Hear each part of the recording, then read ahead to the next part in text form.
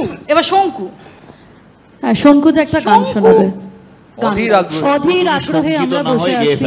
প্রথম কথা হচ্ছে গান, এই জীবনে এটার জন্য গান যে কেউ গায়, আমায় ক্ষমা করে দিন, মানে গান আমি গাইতে পারি, কিন্তু সেটা যে স্তরের হবে, যাদের সামনে গাইবো তাতে খুবই বিপদ হবে। না না না, আমি 4 লাইন, আমি টেবিলের কাছে অনুমতি চেয়ে নিচ্ছি, আমি 4 লাইন কবিতা শুনি না, আগে গান মাফ করে দিন। তুমি যে কোনো গান গাও, না করে দিন। তুমি যে কোনো ধরনের গান গাও, কিন্তু গান গাও। আচ্ছা ঠিক আছে, আমি কবিতাই বলছি, কারণ আমার মনে হয় সব গানই কবিতা, তারপরে সেটা না না, সব গান কবিতা, সব গান কবিতা নয়। সব মেয়ে বউ হয় না, সব বউ মা হয় না। এই তুমি না আমাকে তুমি গুলিয়ে দেবে। বসন্ত অনেক কাল আগে ফেসে গেছে, তুমি বাসন্তীতে থাকো, পেছনের লেগো না। আমি একটা কবিতা 4 লাইন শুনিয়ে দিচ্ছি, দিয়েই আমি বলবো যে আমাকে ছেড়ে ইকিড়ি মিকিড়ি। না সিরিয়াস, দেখো একটাই নৌকা, কাজে এখন তুমি চাইলেও এখান থেকে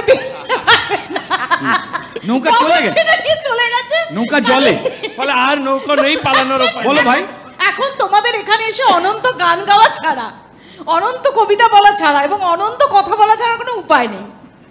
ঠিক আছে অরূপ, চাপ নিও না, তোমারও সময় আসবে। মুশকিলটা অন্যখানে, এক সেকেন্ড দাঁড়া শঙ্কু। এখানে যারা খেলছেন আর কি, ধর ভিভ রিচার্ড, জন ব্র্যাডম্যান, আমি বলছি শেষ করতে দে বাবা, এদের সামনে আমরা তো খেলতে আসিনি। তুই আর আমি ডিকি বার্ডস আর সাইমন টাফেল আম্পায়ারের ভূমিকা পালন করতে এসেছি। আমরা আমাদের মতো করে কেন না এইসব ব্যাপারে দল সবসময় দলের মধ্যে উপদল না বানালে তাহলে মিডিয়া তার খোরাক পাবে কোত্থেকে? লোকে কিন্তু মিডিয়া তো বেঁচেই রয়েছে দলের মধ্যে উপদলীয় কোন দলের জন্য। স্বাভাবিক, লোকে কিন্তু আমাদের শুনবে না, কারণ আমাদের শোনে, তোমাদেরই শুনবে, বলছি শোনো, তোমরা একটু গাও। না না, আমরা এমনিতেই দেখো অমাইক, আমরা মাইক ছাড়াই অনর্গল বকি, তাই আজকে মাইক হয়ে তোমরা থাকো তোমাদের সমহিমায়। না এক সেকেন্ড, অরূপকে দিয়ে কিভাবে গান গাওয়ানো যায় সেটা আমার জানা আছে। দুটো অপশন, একটা বাঁচতে হবে, গান গাইবে না আমার গাড়িতে করে ফিরবে। আমি জলে ডুব দেবো, আমি এখান থেকে সোজা গঙ্গায়, এবং গঙ্গায় সুবিধা আছে, এখন আবার টানেল হয়ে গেছে, মেট্রো চলাচল করে, তো আমার মনে হচ্ছে টানেলের ওপরেই যাচ্ছি, ডুব দিলে সোজা মেট্রো টানেলে, মেট্রোর মধ্যে ঢুকে যাব, বাড়ি পৌঁছে যাব। মেট্রো কার্ডও রয়েছে পকেটে, কোনো অসুবিধা নেই। ও যেন কি গাইবে কি পুরোবাসীদের উদ্দেশ্যে। ও তো নিজে পুরসভার মানুষ, ঠিক আছে, একজন কাউন্সিলর মানুষ, তো রবীন্দ্রনাথ ঠাকুর তার যে বিখ্যাত গান, পুরে পুরবাসী খোলদার খোল, লাগলো যে দোল, কেউ দরজা খুলবে না, ঠিক আছে। অরূপ যদি সিরিয়াসলি গায় কেউ দরজা খুলবে না। না না না, আমি বলছি, এবং আমি আমার নিজের, আমি আমার ভবিষ্যৎকে এভাবে অন্ধকারে দেখতে চাই না, তাই জন্য আমি এই কাজ করব না। এই গান কে গাইছে এটার জন্য তো দরজা খুলে দেখতে আসে। এইটা রুদ্রনীলের দীর্ঘদিনের একটা পরিকল্পনা, আমার বাকি ভবিষ্যৎটাকে অন্ধকার করবার, কিন্তু এই ট্র্যাপে আমি পা দিচ্ছি না। শঙ্কু তুই শুরু কর। না আমি যেহেতু রবীন্দ্রনাথ এসেছে, আমি রবীন্দ্রনাথের একটি কবিতা। রবীন্দ্রনাথ এসেছেন? ওই উনি বলেছেন, মানে আলোচনা এসেছে। হ্যাঁ, তো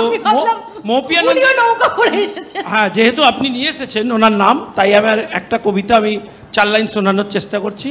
कलकत्ता में चले गए रे सूरन बाबू मेरा, सूरन बाबू आसल बाबू शकल बाबू का सेरा, खूड़ा सबको काइको नहीं पतिया भेजो बच्चा, महीना भर कुछ खबर मिले ना ये तो नहीं अच्छा, टॉपल टॉपल कहाँ टपल रे कपाल हमारा मुंदो, शुकल बेलाते ना ही मिलता टॉपल के नाम गंदो, घर को जाके कैको बाबा तुमसे हमसे फरकत, 2-4 कॉलम लिख दोगे इसमें क्या है हरकत, प्रोबास को एक सीमा पर हम बैठ के आछी एकला, सूरी बाबा को बसते आंख से बहुत पानी निकला, सर्वदामुन कैमुन करता केंदे उठता हृदय, भात खाता स्कूल जाता सूरन बाबू निर्दय, मन का दुख से हु करके निकले हिंदुस्तानी, असंपूर्ण ठेकता गाने बांग्ला का जवानी, कभी कभी निकट आके ठोंट में चिमटी काटता, कांची लेकर कोकड़ा कोकड़ा चूल गुलो सब छाटता, जज साहब कुछ बोलता नहीं रखा कर भी केटा,